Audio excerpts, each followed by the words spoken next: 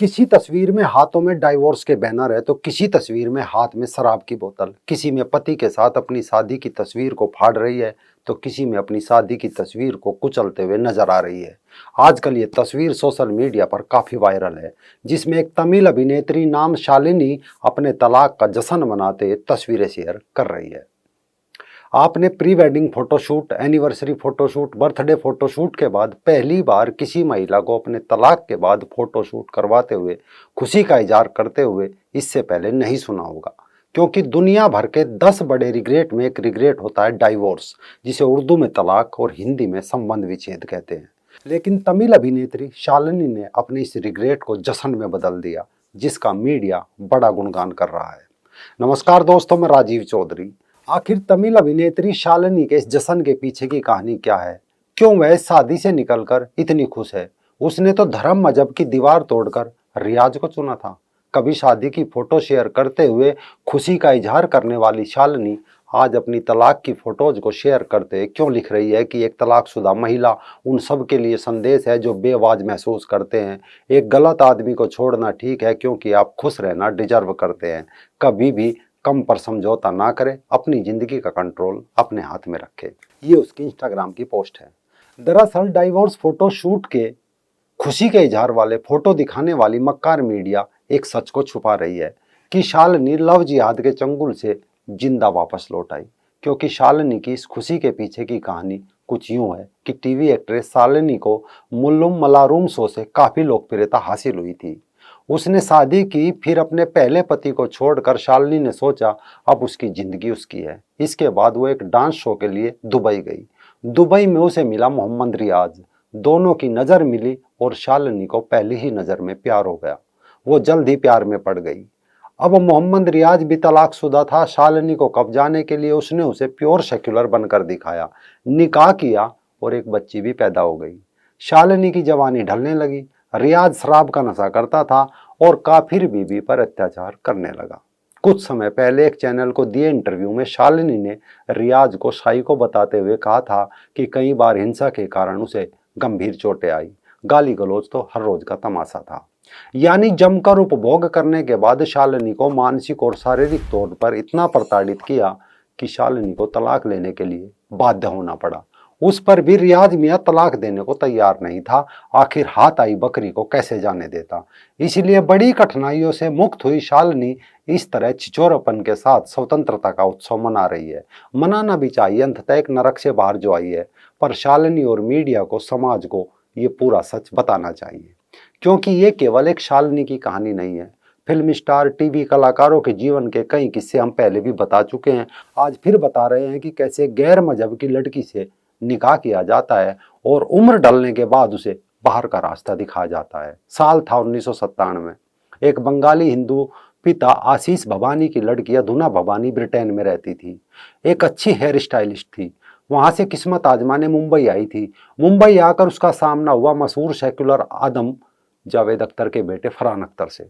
भवानी और फरहान को पहली ही नज़र में प्यार हुआ और साल 2000 में मेरा फरहान ऐसा नहीं है ये कहकर निकाह कर लिया और बन गई अधूना भवानी अख्तर।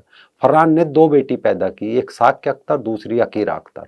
करीब 16 साल ये रिश्ता चला। जब साल 2017 में अधूना करीब 50 साल की हो गई, चेहरे पर बुढ़ापा झलका, तो फरहान ने तलाक दे दिया। ऐसा नहीं है कि फरहान का शादी जैसी संस्था से मन भर गया था या मन में बुद्ध की तरह वैराग्य जाग गया था, नहीं, बल्कि उसका दिल अब अपने से कई साल छोटी शिवानी दांडेकर पर आ गया था। फिर क्या था, अधूना को तलाक दिया और फिर शिवानी दांडेकर से निकाह करके उसे बनाया शिवानी अख्तर। कभी सलमान खान के भाई अरबाज खान को भी मलाइका अरोड़ा से पहली नजर में प्यार हुआ था। जब मलाइका अरोड़ा 25 साल की थी, 1998 में निकाह हुआ, एक बेटा पैदा किया अरहान खान। लेकिन जब मलाइका की जवानी फिसलने लगी, वो 44 साल की हुई, तो अरबाज ने उसे तलाक दे दिया। अब अरबाज कहता है कि उसकी जिंदगी ठीक रास्ते पर है और हो सकता है कि मैं दोबारा घर बसा लूं। एक ऐसे ही अनमोल सितारे आमिर खान। एक जमाना था जब आमिर को पहली नज़र में रीना दत्ता से प्यार हो गया था, लेकिन रीना दत्ता नहीं मानी। तब आमिर ने अपने खून से लेटर लिखकर अपने प्यार का इजहार किया। बस फिर क्या था, यह देखकर रीना का दिल पिघल गया। उसे लगा उसका आमिर उसका सच्चा प्रेमी है। रीना उस समय 18 साल की थी। साल 1986 में निकाह किया और रीना दत्ता बना दी गई रीना खान। 2 बच्चे पैदा किए, एक का नाम रखा जुनेद खान और दूसरी का इरा खान।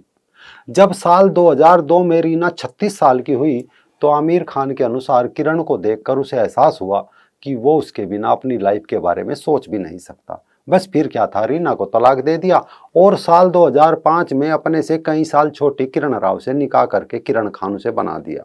एक बेटा आजाद खान पैदा किया।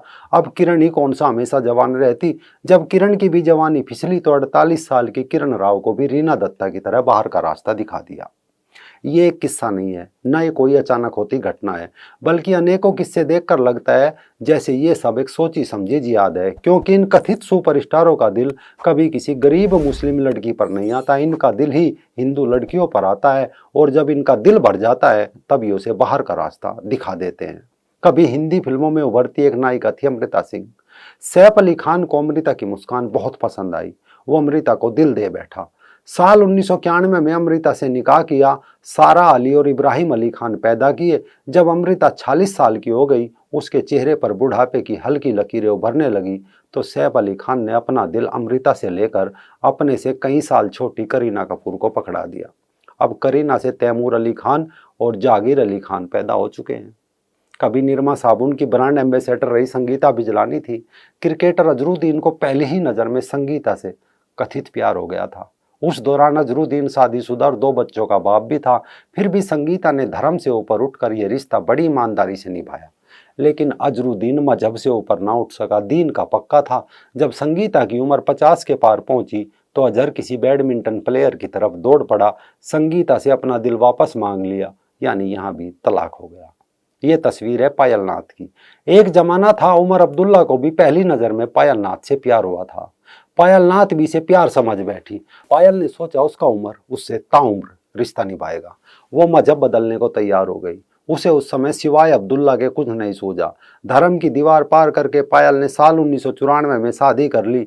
2 बच्चे पैदा किए, जहीर अब्दुल्ला और दूसरा जमीर अब्दुल्ला।